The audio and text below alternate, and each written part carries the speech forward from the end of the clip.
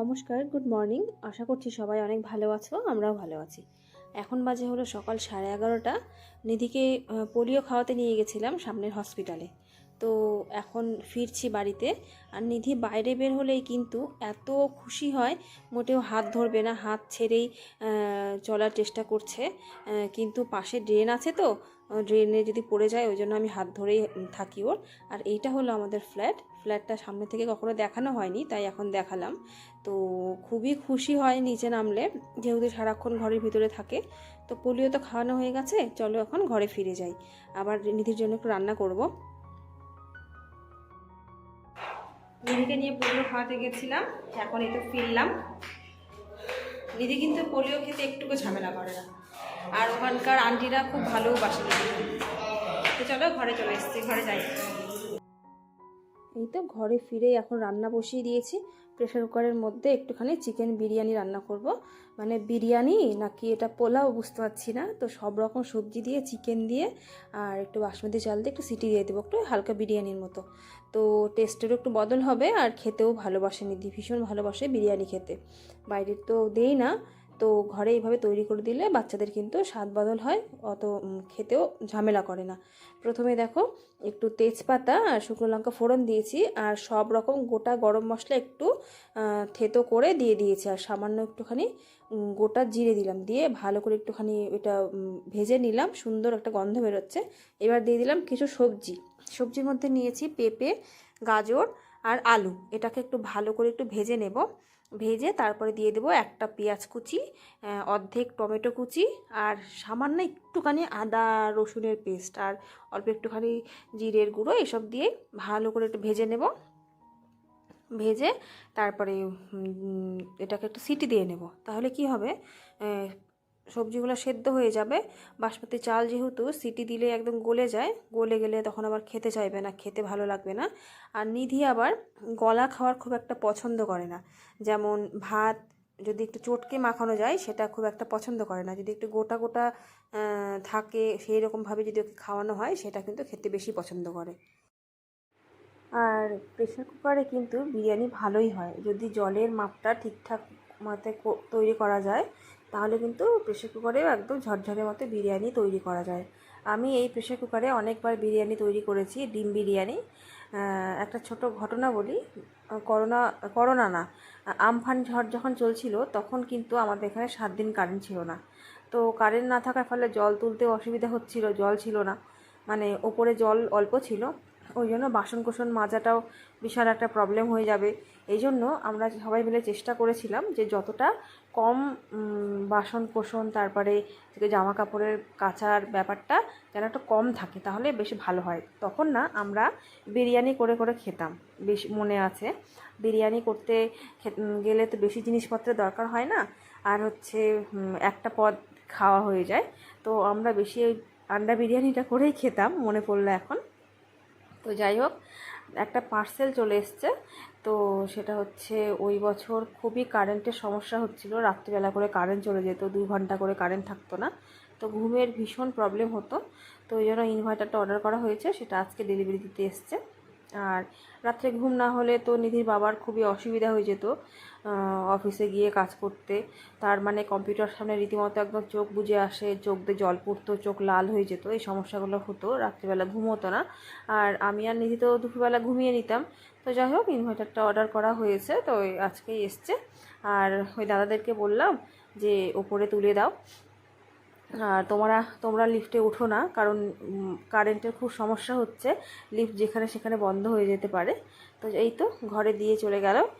আর ইনভার্টারের পয়েন্টটাও করা হয়েছে, পয়েন্টটা করা ছিল না। আর এখন নিধি চলে এসছে এবার নিধির দুপুরের খাবার খেতে। নিধির বাবা যেদিন বাড়িতে থাকে ওকে কিন্তু ওর বাবাই খাইয়ে দেয়।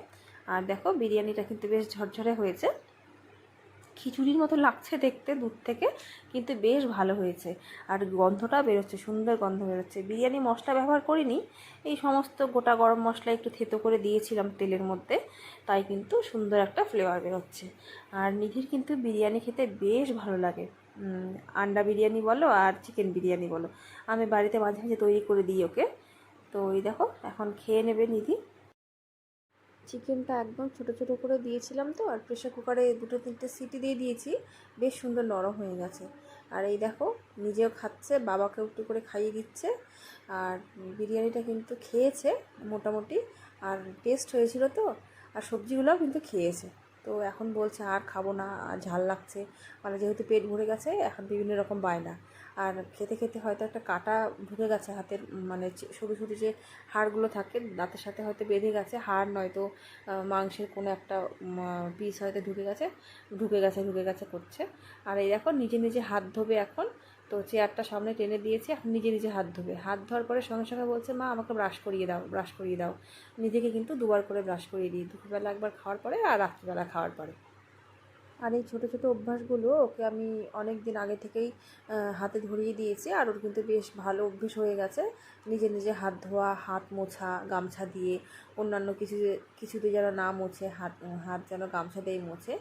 তো যাই হোক, নিধিকে তো খাইয়ে দাইয়ে ঘুম পাড়িয়ে দিয়েছি, আর এখন ওই দাদা এসছে ইনভার্টারটা সেট করতে। তো এখন ইনভার্টারটা সেট করে নেবে। আর নিধির বাবা গেছিলো এই দাদাটাকে ডেকে নিয়ে আসতে। তো যাই হোক, এখন ইনভার্টারটা এই জায়গায় সেট করে নেবে। আর হচ্ছে সেই একটা কভার থাকে, সেই কভারটা অর্ডার করা হয়েছে, সেটা এখনও আসেনি। তো যাই হোক, সেট করে দিক, তারপরে যখন আসবে আবার দাদাকে ডাকবো, তখন লাগিয়ে দেবে। এখন যেমন আছে তেমন থাক। আর সামনেই আসছে ভয়ঙ্কর গরম। এই গরমের কথা মনে পড়লেই যেন একদম ভয় লাগে।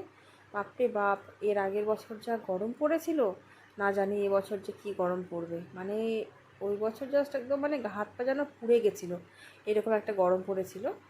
তো যাই হোক, গরম তো পড়বেই। এবছর কিন্তু ঠান্ডাটাও পড়েছিল ভালোই। তো চলো, এখানে এখন সেট টেট করুক, আমি একটু গিয়ে শোবো, ভালো লাগছে না, একদম টায়ার্ড হয়ে গেছি। তারপর নিধিকে নিয়ে আবার যেতে হবে একটু ছাদে। রোজই নিয়ে যায় এখন ছাদে, নয়তো সাইকেল চালাতে নিচে।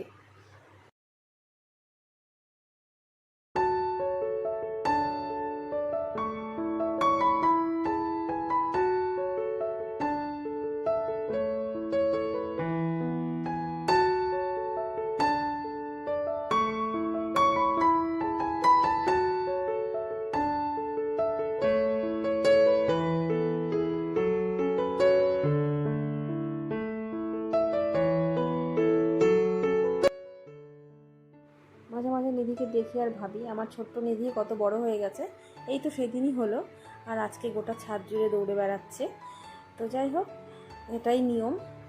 মাম্মাকে দেখি আর ভাবি যে ছোটোবেলাগুলো আস্তে আস্তে মিস করি।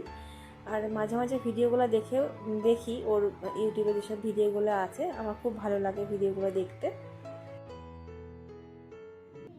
শুনতে পাচ্ছ পাখিটা কেমন করে ডাকছে? কোকিল পাখি ডাকছে। হ্যাঁ, কেমন আওয়াজ করছে? কোনটা খাবে? আম এখনো হয়নি, কিছুদিন পরে হবে, বুঝেছো? হ্যাঁ, আম তোমার ভালো লাগে খেতে? এই তো, তার তো আর প্রশ্নের শেষ নেই। আর কোকিল পাখির আওয়াজ শুনেছে, তার নকল করছে। আর এখন যাবো নিধিকে নিয়ে নিচে সাইকেল চালাতে। একটু একটু করে একটু নিচে যাই এখন সাইকেল চালাতে। পাশে যে মেয়েটাকে দেখছো, সে হচ্ছে আমাদের পাশের ঘরেই থাকে, ওটা ওদের ঘর। তো ও যাবে সাইকেল চালাতে, আর মাম্মাকে নিয়ে এদের দেখো চলে এসেছি সাইকেল চালাতে। ভিডিওটা ভালো লাগলে একটা লাইক করে দিও। তোমরা কিন্তু সবাই খুব ভালো থেকো, হাসি খুশি থেকো।